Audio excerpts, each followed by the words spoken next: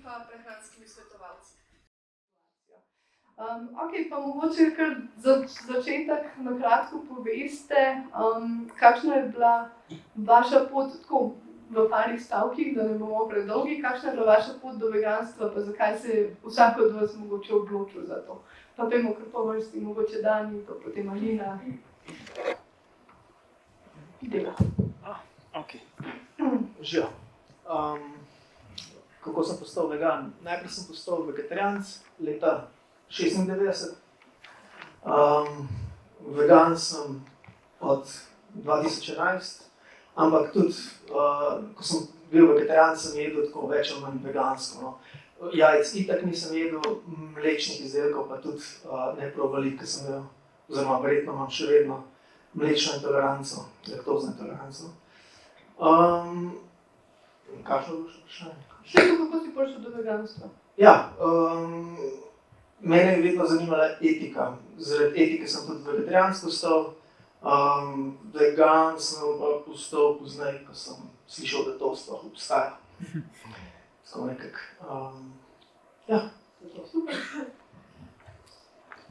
Ja, kot smo že prej rekli, sem veganka že 8 let. V bistvu sem imela enega prijatelja, ki je bil vegan, potem pač so se družili in veliko povedal o stvarih, ki mi niso bile znane glede pač kako deluje živalska industrija. Pa tudi trenirala sem skupaj in sem videla, da mu kar lepo uspeva na veganski prehrani pač biti fit pa tudi mišično maso pridobivati.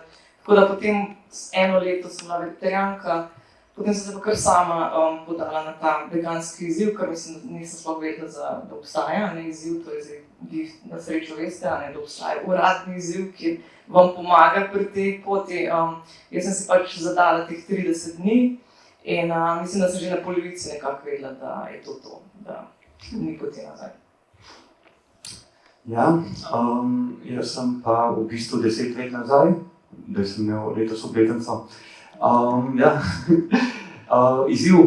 veganski izziv je bil pač v bistvu ta začetek vsega, se pač v bistvu moram priznati, takrat sem tudi malo začela hoditi, tako da je bila tudi ona nekako vrata v to. Jaz sem vedel, da nekaj je treba spremeniti, ampak nisem niti sanjal, da je to veganstvo, ker ga niti nisem poznal, bil sem samo za vegetarijanstvo. In ja, to je to, iz radikalnega vsejedstva oziroma še kaj hujšega sem šel pač na izziv in po enem mesecu videl, da je pač ful hudo na vseh področjih. In potem sem sam še na boljš, nismo šli več nazaj, cel kup receptov, restauracij, jedi in evo, 10 let pa pol, tako da. Ja, jaz sem pa vegetarijanec postal leta 2012. Takrat sem se odrekel mesu, ko sem začel razmišljati o različnih vrstah živali, pa sem ugotovil, da ene tipe živali spoštujemo, pa jim nič nočemo narediti, druge tipe živali pa vsakodnevno ubijamo in to z našimi vsakodnevnimi odločitvami. Tako da vegetarijanec sem postal naprej z tega vidika. Vegan sem postal pa v začetku leta 2013, ko sem ugotovil, da mlečna pa jajčna industrija nista nič drugačna kot mesna industrija. Prej pač nisem razmišljal o tem, ko sem bil samo vegetarijanec, pa ko sem ugotovil, da je vse skupaj povezano, da tudi jajčna pa mlečna industrija ne gresta brez zakolov, sem se odločil, da bom postal vegan. Super, hvala za kratke predstavitve. Zdaj pa mogoče najprej kar večkrat se prehrani posvetimo, glede na to, da je dokumentarec imel kar nekaj takih tematik. Tako da mogoče najprej Matevž pa Dani, zdaj dokumentarec se vama zdi, da korektno predstavi kakovost rastlinskih beljakovin z ozirom na aminokisline, kako se vama zdi to področje predstavljeno, je kaj manjka, je kakšna zadeva, ki bi še dopolnila? Kdo bi začel? Matevž bo začel. Ja, meni se je dokumentarec zdel super, kar se tiče predstavitve beljakovin in aminokislin. Jaz sicer danes nisem bil tukaj, da bi gledal, ampak sem pa gledal dokumentarec 2 dni nazaj, tako da sem osvežil spomin, kaj vse je kaj noter. In fajn je to, da se dokumentarcu predstavi tisti mit o tem, da so rastlinske beljakovine nepopolne. Ne. Ta mit pač marsikoga v športnih vodah odvrne od tega, da bi postal vegan ali pa že celo vegetarijanec. In sicer prav je, da vemo, da vsa polnovredna rastlinska živila vsebujejo vse esencialne aminokisline. Tako da, recimo tudi, če bi nekdo jedel samo oves, bi s tem dobil toliko beljakovin v prehrani, da bi še samo s tem pokril vse potrebe po esencialnih aminokislinah. Pa tukaj, če bi poslušal tisti mit o kombiniranju rastlinskih živil zaradi tega, da bi dobili popolne aminokisline, potem bi recimo nekdo rekel, zdaj pa boljš recimo 100 gramov riža pojesti, pa zraven 100 gramov leče, da bomo dobili več aminokislin.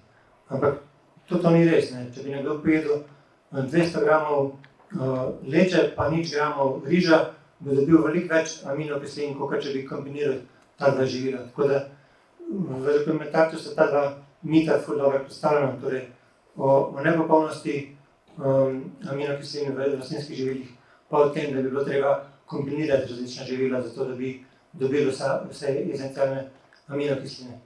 Tako da, če kdo hoče, pač kot recimo športnik, zaužiti veliko več aminokislin, je idealno, da poje pač veliko več beljakovin, pa ne glede na to, a jih poje iz riža ali pa iz stročnic. Je pa fajn stročnice seveda vsakodnevno vključevati v prehrano, zato ker so najboljši vir beljakovin v veganski prehrani. Ja, jaz se seveda popolnoma strinjam z njim. Da na moj način isto stvar povem. Ja, če zadovoljimo potrebe po energiji, se pravi po kalorijah, je zelo težko, da bomo zaužili premalo beljakovin, razen če bi jedli recimo samo sadje. In če zadovoljimo potrebe po beljakovinah, je tudi zelo težko, da ne bomo zadovoljili potrebe po posamezni od 9 esencialnih aminokislin. Kaj sem še hotel povedati? Ja, mogoče bi lahko tukaj omenil, da se velikokrat na slovenskem področju, ko se govori o veganski prehrani hitro, par oseb, ki vedno znova vprašajo, jaz rečem, ponavadi v narekovajih strokovnjakov, recimo kot Nada Rotovnik Kozjek, pa razne osebe iz biotehniške fakultete, velikokrat govorijo o razni kvaliteti beljakovin. In ko začnejo to govoriti, človek vidi, da ali niso nikoli videli nobene prehranske tabele, ali pa so zelo pristranski in zaradi svojih predsodkov govorijo druge stvari. Ker človek rabi 2 minute, da se vzame, da si pogleda bazo podatkov, recimo o aminokislinah, in si lahko z malo matematike, tako zelo enostavne matematike, lahko sam izračuna, koliko lahko je zadovoljiti potrebe po esencialnih aminokislinah. In recimo, prej sem omenil Nado Rotovnik Kozjek, ona trdi, da v veganskih živilih določenih, ne samo, da je določenih aminokislin premalo, ampak da določenih aminokislin ni. In spet, to rabimo 2 minute, da si pogledamo, da katerokoli, ne bom rekel živilo, ampak bom rekel celo tako, katerokoli rastlino si lahko pogledamo v bazi podatkov, vsebuje vse esencialne aminokisline. In tukaj izhaja tudi, mogoče še to omenim, mogoče malo zakompliciral pri tem, zato, ker se mi zdi zelo pomemben. Velikokrat, ko se govori o kvaliteti beljakovin, se pravi, se govori o tem, koliko posamezne aminokisline je v določenih beljakovin. In tukaj se uporablja neke metode vrednotenja beljakovin. Ne bom šel v te stvari, ker je bilo zdaj že veliko različnih metod, ampak poanta v tem, kar tudi te naši strokovnjaki ne razumejo, da te metode vrednotenja itak niso bile iznajdene ali pa opisane za naše prehranjevanje. V bistvu za nas prehranjevanje, recimo veganov ali pa vsejedov, ne igrajo nobene vloge, zato ker recimo, če bi te metode vrednotenja bi prišle v poštev samo, če bi mi jedli samo eno živilo na dan, pa ne samo na dan, vsak dan. To je ena stvar, ne? Ker poanta v tem, da se esencialne aminokisline se itak tiste, ki jih ne potrebujemo, se shranijo v jetrih, ki jih lahko drug dan porabimo. Ne? In poanta je že tem, tudi če bi dobili neko teoretično, popolno živilo, ki vsebuje vse esencialne aminokisline v pravem razmerju, bi v trenutku, ko bi pojedli, recimo, da je to nek zrezek, ne? Mislim, da živalske beljakovine so res tako super. In se predstavljate, da ima idealno razmerje. Če bi pojedli list solate zraven ali pa malo brokolija, bi itak vse totalno sesuli. Smisel bi bilo kvečemu, če bi šli mi cel jedilnik iz celega dneva meriti. Pa še to nima smisla, zato ker itak shranimo aminokisline. Pa tudi to nima smisla iz tistega, kar je tudi že Matevž čisto na začetku povedal, da je zelo lahko zadovoljiti potrebe po beljakovinah. V bistvu, če ješ iz kolikor toliko polnovredne hrane, če zadovoljiš potrebe po kalorijah, energiji, boš zadovoljil potrebe po beljakovinah in avtomatično tudi po aminokislinah. To je to, kar sem hotel gledati. Bom drugič krajši. V bistvu več informacij, pa bolj podrobno bomo zadevo prežvečali. Tudi na webinarju, ki je pa mislim, da naslednji četrtek, mislim, da je to 11.1., če so se mi vsi datumi izziva dosti dobro v glavo dožrli. Pa mogoče naslednje vprašanje, zdaj v filmu, v dokumentarcu sta bila tudi dva neka krajša eksperimenta. Prikazana pa v bistvu en prikazuje vpliv obrokov na motnost krvi, drugi vpliv obrokov na erekcijo. Zanima me, če mogoče iz tega lahko kakšne zaključke povlečemo ali kako se vam zdi ta prikaz. Ta prikaz je tako zelo zanimiv, zelo zanimiv za širšo populacijo. Zaradi tega je tudi verjetno ta dokumentarč tako popularen, ker na zabaven način prikaže neke vrste domačo znanost, bi lahko temu rekel. Tam v tistem eksperimentu z erekcijami tudi tisti doktor pove, da to ni znanstveni eksperiment, da to ni znanstvena študija, tako da na ta način prizna, da iz tega težko vlečemo kakšne zaključke za širšo populacijo. Tako da tukaj mene ful zanimalo, da bi on recimo dobil finance za neko študijo, naredil študijo, pa objavil rezultate v znanstveni reviji, da bi potem lahko iz tega res povlekli neke zaključke, ki bi koristili celotni populaciji. Kolikor tudi v filmu povejo, ogromno ljudi ima penise in ogromno ljudi ima radi tiste ljudi, ki imajo penise. Tako da to zanima celotno populacijo. Za drugi eksperiment, ki je bil pa bolj pred začetku, je bil pa to vpliv obrokov na motnost krvi. Tukaj pa, kakor se spomnim, doktor ne pove zadosti dobro, da to ni neka znanstvena študija, vzorec so tri osebe in to seveda nima nobene moči v hierarhiji dokazov. Tako da tukaj mislim, da premalo dobro povejo, da bi bilo treba boljšo študijo narediti, da bi lahko neke zaključke vlekli. Kar me pa tukaj malo zmotil je pa to, v enem obroku je glavni vir beljakovin predstavljal fižol, v drugem obroku fried chicken, torej ocvrt piščanec, v tretjem obroku pa govedina. In kadar sta živalska obroka takšna, da za take vrste beljakovin se razume, da pač vpliv na kri ne bo dober. Ampak tukaj v dokumentarcu pozabi povedati, da tudi vse jedci se lahko zdravo prehranjujejo, če hočejo.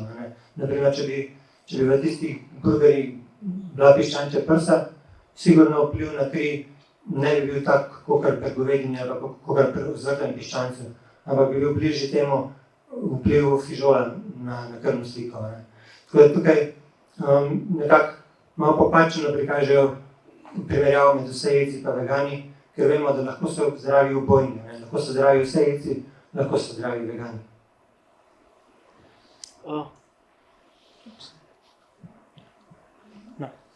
Jo, 3 sekunde je treba počakati. 3 sekunde je treba počakati. Ne, uglasujem mikrofon, da skozi hoče priti do malo do mikrofonije, ko začne malčkaj piskati, pa je pol težko govoriti. Kot je Matevž povedal, ne, veganska kot seda prehrana je lahko zdrava, je lahko nezdrava, vse je tako na lestvici, ne. Nisem A pa B, črno po belo. Kar se tiče teh dveh eksperimentov, ali pa tako povedal, še iz moje strani knjige, dokumentarci in podobne revije, take poljudne revije niso zadnja beseda v znanosti, ne. Znanost pomeni znanstveno raziskavo, pomeni dobre načrtovane raziskave in kot so dokumentarci, mislim, da so povedali, ne, tisti eksperimenti niso bili tako dobro načrtovani, ampak jaz mislim, da je to samo bolj tako, pač, da pokaže, da nam malo približa, da vidimo, kako približno stvar deluje, ne. Je pa zaključek teh dveh eksperimentov je pa pravilen, zato ker pač povišan holesterol je povezan z več erektilne disfunkcije, če se tako reče v slovenščini, pa povišan holesterol, pa več nasičenih maščob, uživanje več nasičenih maščob, ki se drugače tudi lahko zaužijemo skozi vegansko prehrano, se pravi ne pretiravati s tem. Je povezan s srčno-žilnimi boleznimi in diabetesom, vsemi drugimi stvarmi. Tako da, ni pa to znanost. Jaz bi tukaj sam še nekaj dodal, ne. Tudi to je dobra plat tega dokumentarca, da te erekcije sploh pokažejo in sicer z tega vidika, ne, da pokažejo, da tukaj gre v bistvu za žile, ne. Če imamo mi zdravo ožilje, potem imamo tudi zdravo tisto žilo, pa je nekateri najbolj cenijo, ne. Tako da z tega vidika mislim, da je tak dokumentarc naredil eno veliko razliko. Pa se vam zdi optimalna športna prehrana drugačna, naprimer od optimalne prehrane za preprečevanje srčno-žilnih bolezni? Danes je to mogoče ti začni. Spet moram 3 sekunde počakati. Najprej treba požgati. Tako se pa počakati. Bom pustil požgan. Kaj že bilo še? Se pravi, če je optimalna športna prehrana? Itak. Tako kot za športnike, kot za nešportnike, pa za srčno-žilne bolezni, se pravi, enako vpliva. Sam za športnikom je res vrhunski športnik, bo zelo težko se bo izognil recimo uživanju nepolnoletne hrane, se pravi, športnik bo užival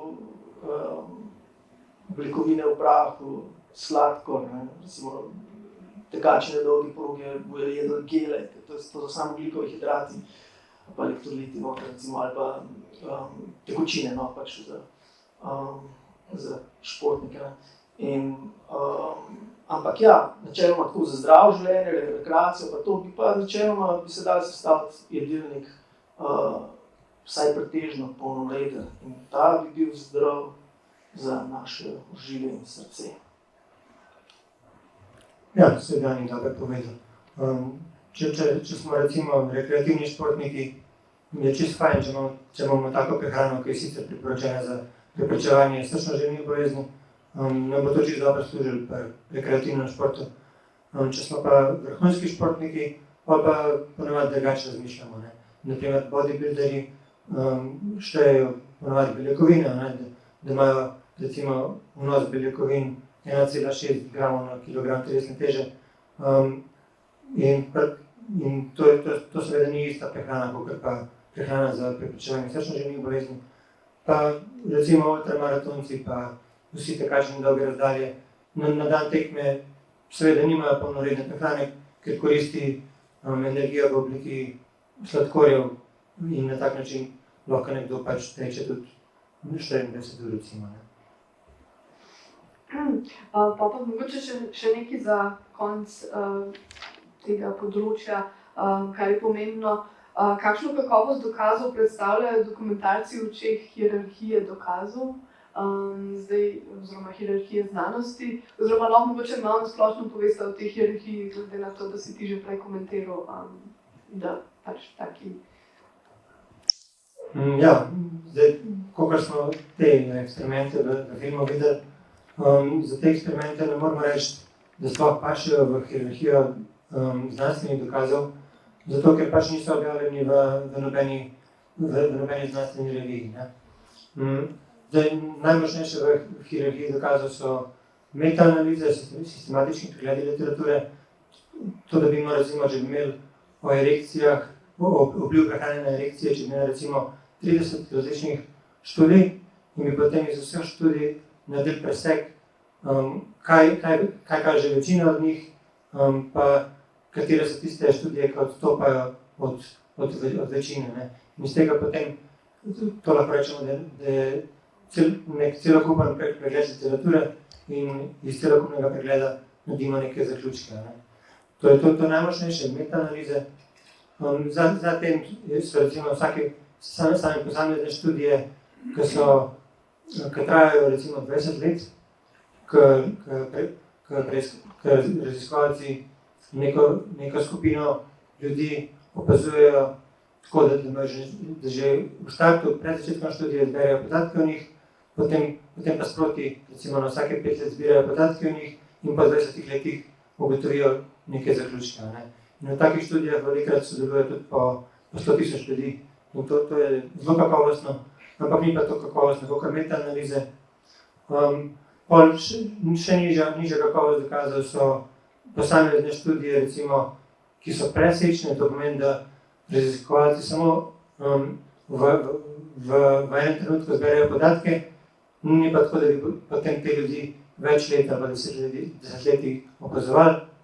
Potem še nižje v hierarhiji dokazov so študije na živalskih modelih, recimo kakšen vpliv sladkorja na podgane. Iz tega lahko izvemo kaj o mehanizmih, zakaj nekaj deluje tako, kakor deluje, ampak ne moramo pa iz tega sklepati, kakšen bo vpliv na zdravje ljudi. Pa nekako pridemo na dnu hierarhije dokazov v znanosti. Tukaj pa recimo, če nek znanstvenik poda svoje mnenje o neki temi, to res, če nimamo nobenih višjih dokazov, potem to nekaj šteje. Ampak kadar imamo pa dokaze, ki so močnejši, je to čisto nepomembno, kaj nek znanstvenik pravi o neki temi, ali pa kaj nek zdravnik pravi o neki temi. Pa izven hierarhije dokazov so pa recimo dokumentarci, knjige, blogi in tako dalje. Lahko sem še jaz dodam. Ampak mi smo si izbrali ta dokumentarc, zato ker je zelo v skladu z znanostjo. In sam dokumentarc sam po sebi nima nobene teže, imajo pa raziskave, na katere se sklicuje dokumentarc težo. Tako kot človek sam po sebi nima nobene teže, on je rekel, ta avtoriteta, naprimer v Sloveniji, ta gospa je rekla, doktor in tako naprej, z milijon nazivi. Če je ona rekla, pol ziher drži. Ne, če je ona dala referenco, če je ona govorila v skladu z znanostjo, potem ima ona posredno težo. Pravo težo imajo pa raziskave, se pravi znanost v ozadju. Enako velja za ta dokumentarc.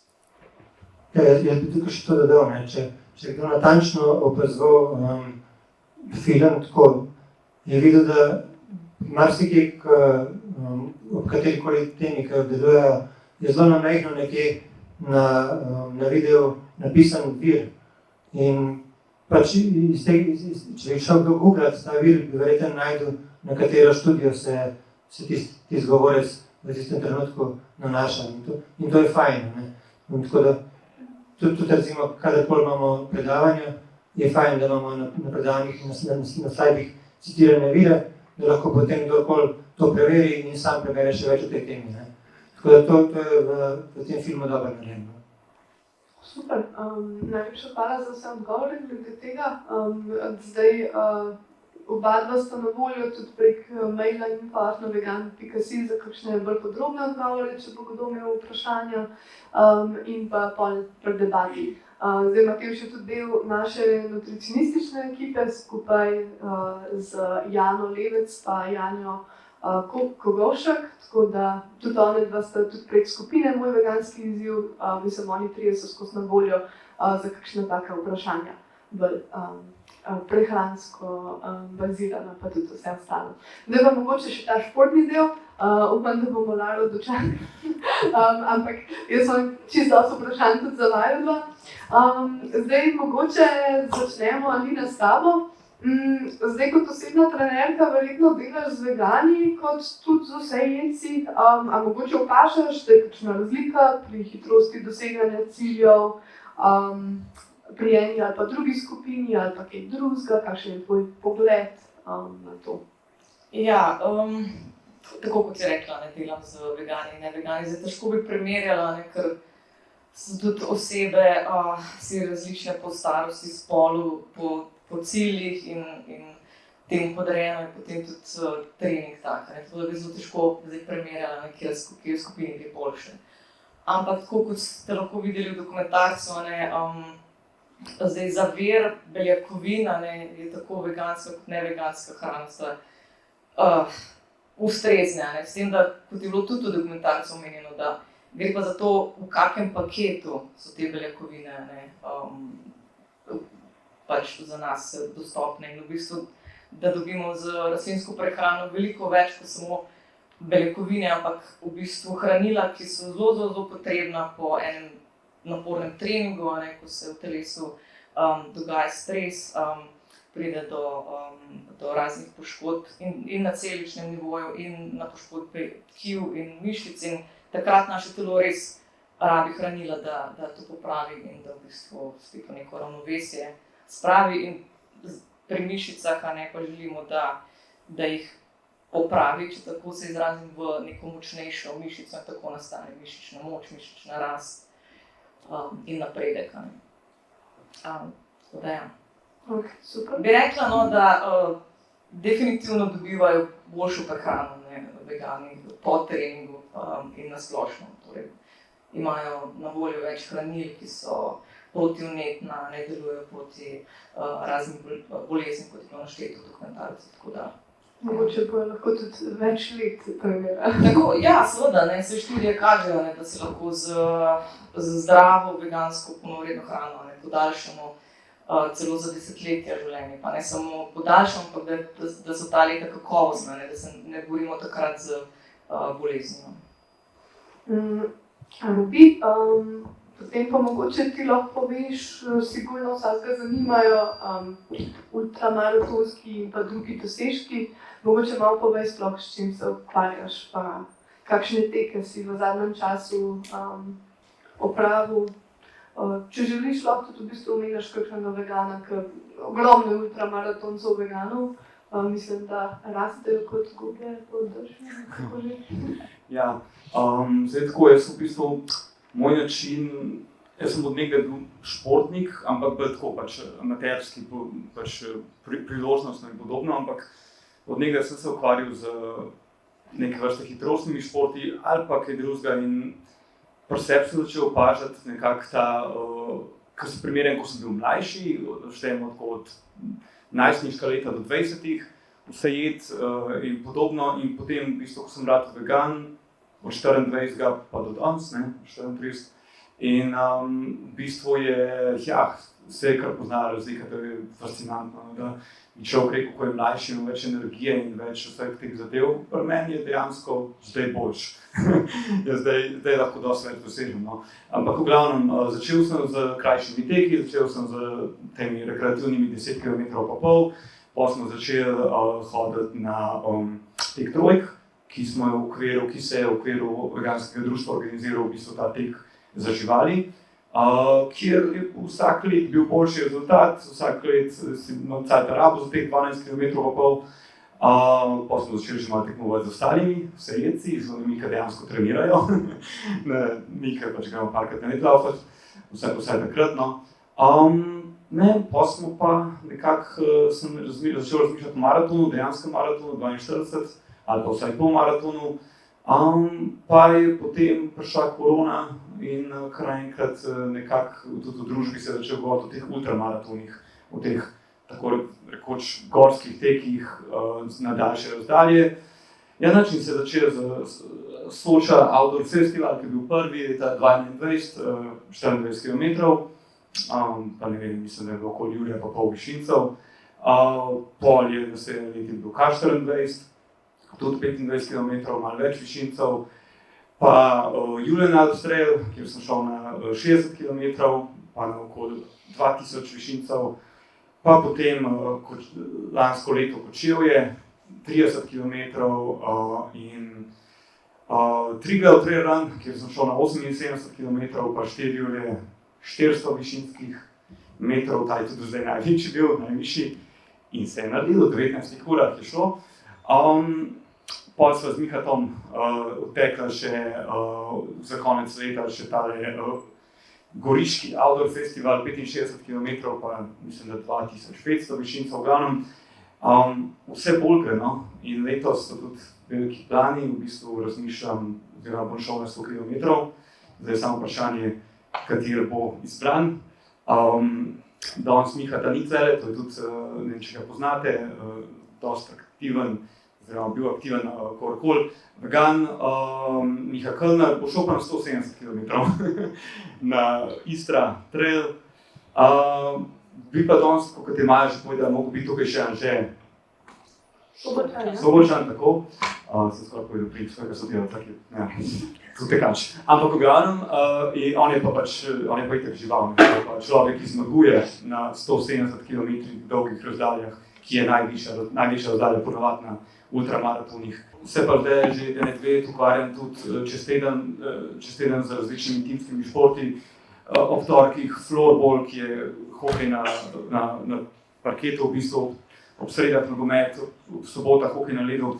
Tako da mi govorimo zdaj o 1 uri pa pol intenzivnih športnih aktivnosti v bistvu, tako da hočem to povedati, no, mislim, da nekako ne bo meja, oziroma bomo videli, kam bomo še šli, ampak na veganski prehrani se res nizajo te neki športni dosežki osebnosti, no, pa pač več kot treniraš, več lahko dosežeš. Kar se tiče prehrane pa, ja, prilagodiš tisti športni aktivnosti, ki jo delaš, in zaenkrat mi ne zdi, da mi kaj manjka. Ja, potrjujem, da so te stvari resnične. Pa poleg Lobija vem tudi Matjaž Vrhunc, tudi dosega ogromne fenomenalne rezultate, potem Andraž Renko, pa še marsikdo, mogoče sem komu krivico naredila, ker sem še težko spremljam šport, ker ga nikoli nisem spremljala, pa gledala, nisem pa pač prisiljena na to, ker se polovica družbe teče po gorah kot eni psihopati. Ne, ampak ste videli trend, ne? Najprej sem šel na 1000 km nadmorske višine, pa 2, pa 4, v glavnem zdaj že 170 km pač želijo preteči, tako da bomo malo poročali, kako gre naprej in kdaj če najdemo kakšno mejo. Kakšen je pa mogoče vajin tipičen dnevni jedilnik, nekako najljubši, kaj rada vključita, recimo takrat, ko ful športata? A je kaj posebenega? Mislim, jaz ne kompliciram nekaj posebej, mislim, tudi ne rada preživljam veliko časa v kuhinji, ampak to ne pomeni, da si nočem pripraviti kvalitetnih, zdravih obrokov, ampak v bistvu tako, za zajtrk res imam ene 2 stvari ali pa 3 stvari, ki jih pač se nekako še očitno še vedno ne naveličam. Tako da ne vem, ta umešan tofu z zelenjavo, potem druga neka taka bolj sladka varianta bi bila pa ovsena kaša ne zelenjavo, ampak z sadjem, pa pol dodam še proteine, no, ker pač vseeno delam treninge za moč, pa za mišično maso, tako da pač gledam na to, da približno zaužijem tam nekje 1 do 1,2 grama proteinov na telesno težo. Ja, torej to bi bil zajtrk, pa v bistvu kosilo, pa čisto tako enostavno neko osnovo, kot je neka škrobna osnova, no, krompira, pa riž, pa katere druge žitarice, neka sveža zelenjava, pač seveda pač pokuhana ali pa pač pripravljena neka termično obdelana in potem skušam pa res vsak dan vključiti stročnice, ker pač imajo, ne samo da so dober vir beljakovin, ampak imajo pač druga pomembna hranila. Tako da za večerjo pa ne vem, če mi ostane to, kar mi od kosila, ne, še to pojem ali pa kako res tako ogromno solato, ampak ko rečem solata, ne mislim tisto, ki dobimo v kakšni gostilni mešana, tako velika za eno tako pesta, ne, pa mogoče pest solate, pa 3 paradižnike, ampak res gledano, da je čim bolj barvito, čim bolj pestro, ne. Tako da stročnice so tudi vključene, razne zelenjave in ja, je to vmes kako sadje še in to je to. Ja, jaz dejansko, kar zanimivo pri meni, jaz pa jem v bistvu skoraj tako, kot sem jedel včasih, sploh zdaj, zadnja leta. Tako da namesto mleka, rastlinsko mleko, torej vedno zajtrk mi je najhitreji, najbolj vkusen neki kosmiči z mlekom. Velikrat je bil to smuti, kar nekaj let sem delal v smuti baru, tako da sem tudi tam kombiniral vse različne stvari in tudi kakšen stiskan sok za energijo z sokovnikom, kakšen ingvar, odlično, tudi pač odpornost, no. Drugače pa jem pa ogromno, ja, pri meni je proteinov res veliko, ampak zato, ker sem všeč, ampak zdaj mi govorimo o raznih nadomestkih mesnih. Rad imam salame, rad imam klobase, rad imam vse žive take stvari in sojine zrezke in sejtanove zrezke in tako kot včasih, krompir, zrezek, solata.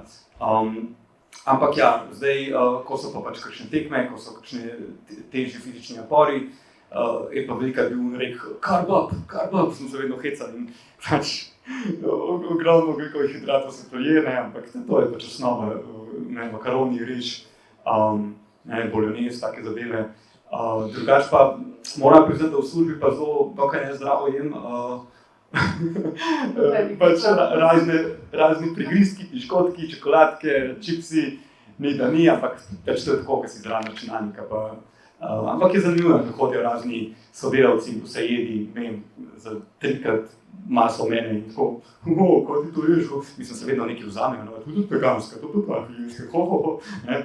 In pač slišal, da grem malo na eno tekmo, ja, zdaj pa vem, zakaj to kješ, zakaj to skuraš. Sam ni, no, mislim, jaz imam tekam 3 na let, se pravim, športam vse več, ampak realno pač jem zelo veliko in se mislim, da tudi Matej Šeran je za svojo magistrsko, meni se zdi, zbiral podatke o naših prehrane, mislim, v nekaj smo se prijavili in z mano je imel kar veliko dela, no, cele strani popisoval, kaj vse sem pač jaz zelo mešan stvari, vzamem malo tega, ne, pa ena žica peanut butterja, torej rešitega masla, pa malo tega pa onega, v glavnem, tako da večerja pa ponovadi popijem, ne, se hecam, tako da večerja pa pač je kar je, no, se pač velika cečen, bolj fajn, če bi kakšen sadje jedel zraven, ampak rad imam sadje zjutraj, rad imam take stvari zjutraj, bolj za energijo, pa ne, hidracijo in podobno, zvečer pa velikrat kakšni snekiči.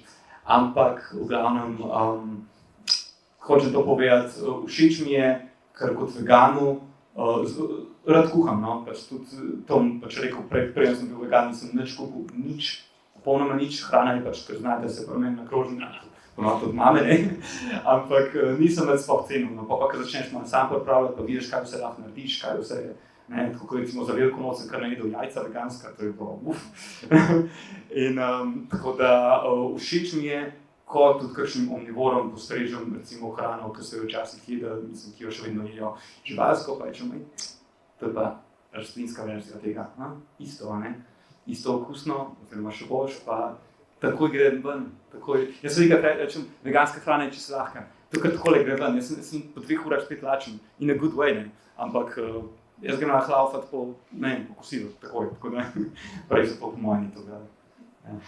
Res pa, da si izkusil pogon, mislim, da ostali malo dlje ostanejo te kalorije, ki jih zaužijemo. Matevž, lahko v resnici poveš, a je Robi najdaljši seznam povedal za prehranski dnevnik? Rob je bil res velik vnos kalorij, to se spomnim, čeprav je bila ta študija leta 2017-2016. Ampak ja, ni bil, jaz sem imel magistrsko študijo, magistrsko nalogo, kjer sem preučeval jedilnike veganov in jedilnike vsejedcev in sem potem to primerjal. Ampak tukaj moram reči, da Robi ni bil edini športnik, ker pogoj za sodelovanje v študiji je bil ta, da so ljudje telesno aktivni, da imamo nekako podobne ljudi za primerjati. In so bili tudi nekateri ultramaratonci zraven, tako da je marsikdo recimo pojedel 4000 kalorij na dan, čeprav običajen Slovenci recimo pojeta nekje 2300-2400 kilokalorij na dan. A ja, sem še to bi dodal, prosim. Recimo, ko pa sem recimo šel na tale trivial trail run, ki je bilo 19 ur, sem v celem dnevu pojedel 2 sendviča, pa 5 girov, tako da to res ni veliko. Zvečer pa kitajsko, ne? Ja, zvečer kitajsko. Kitajska pa takih stvari se res preveže. Ja, Alina, še eno vprašanje zate. Kako pomembna se ti pa zdi redna športna aktivnost v življenju posameznika? Kako mogoče pomagaš tudi svojim strankam glede motivacije? Zdi se mi pomembno, ne glede, ali smo vegani ali ne vegani, pač naše telo je bilo narejeno za gibanje, in se to ni spremenilo. Zdaj, skozi evolucijo še vedno pač zahteva naše telo, da se gibamo in vemo, da pač trenutni način življenja nas odvrača od tega in s tem pač so povezane razne bolezni in stanja, ki jih imamo. Tako da ja, jaz sem definitivno pač pristaš gibanja, da najdemo neko obliko gibanja, ki nas veseli, pa da to poskušamo narediti vsak dan ali pa vsaj 5 dni v tednu in da si zadamo res nek urnik, ker tako je najbolj varno, da bomo to izpeljali, ne takrat se ne oziramo na naše počutje, a se nam da ali ne da, ampak da imamo res neko rutino in da mogoče pač kakšen dan pride nekaj vmes, pa mogoče smo sposobni nameniti mogoče samo 10 minut telesni vadbi, še vedno boljše, da naredimo tistih 10 minut, ko pa da preskočimo cel dan in rečemo bomo jutri. Doslednost je tista, ki v bistvu pač nas ohranja vitalne. Tako da, ja, jaz skušam pač svojim strankam povedati, da tudi če bojo izven naših treningov, jih skušam spodbujati, da so aktivni in da naredijo vse, ne vem, 10 minut, ali pa enih 5 vaj, ali pa res minimalno časa, da vse tisto obdržijo nek tak stik s tem, da vejo, da se morajo gibati. Tako da, ja, pa fajn je, da začneš z majhnimi koraki, ker tudi Robi ti nisi se en dan odločil pa rekel, da bom pa šel laufati 100 km po hribih. Tako da, ko se odločimo, še posebej zdaj, ko so aktualne novoletne zaobljube, da si ne zadamo preveč, ampak da raje malo, pa potem gradimo na tem, ko smo konsistentni 2 tedna, mogoče tem 10 minutam začetnim dodamo še 5 minut in potem to spet utrjujemo in tako naprej. Super nasvet, se mi zdi. Zdaj pa še vprašanje za vse. Kakšen bi bil, vmečkrat se nam že s časom, tako da mogoče ne preveč si za odgovor vzeti, pa bomo le še debatirati. Kakšen bi bil vaš nasvet za udeležence veganskega izziva, se pravi z nekom, ki se mogoče z veganstvom šele spoznava? A so kakšne napake, ki jih pogosto opažate v prvih mesecih veganstva, pa kako se jim izogniti? 1, 2, 3. Ja, kar se tiče prehrane, so največje napake to, da se ne poje dovolj kalorij. In to je na kratki rok, na dolgi rok pa B12, da se ne uživa B12, vitamina B12. Zdrava veganska prehrana, se pravi polnovredna, pa bolj polnovredna, pretežno polnovredna, ima načeloma večji volumen, se pravi je hranilno bolj, oziroma energijsko je bolj redka, se pravi, da je treba malo več pojesti, da zaužijemo enako količino energije, se pravi kalorij. In mislim, to je prednost veganske prehrane. zato ker je v njej že tekočina, pa vlaknine, kar morajo recimo vse jedci tako iz drugih virov zaužiti kot iz mesa, ne, pa recimo živalskih izdelkov. Ne. Ampak velikokrat vegani, ko postanejo vegani, začnejo jesti ultra polnovredno hrano, ne, in na krožnik dajo pa enako količino, enak volumen. Ne. In pol avtomatično zauživajo premalo kalorij. Se pravi, to morate paziti, ne. Da ali si naložite malo več na krožnik, ali pa izbirate med živili, ki so energijsko bolj gosta. Ne. Recimo namesto fižola si vzamete tofu, če niste vajeni to pojesti. Ne. Ali pa namesto, da pojeste oreščke, namesto da jeste oreščke, jejte raje olja, ki je veliko lažje pojesti. To je, no. Na dolgi rok pa B12. B12 je tako kot vsa druga esencialna hranila, je pomemben za življenje in na dolgi rok je treba na dolgi rok misliti in se ga uživa redno. In to se priporoča tudi vsejedcem, vsaj nad 50 let, no, ko so bili nad 50 let, ker ima veliko tudi vsejedcev pomanjkanje. Sreda je dan za B12.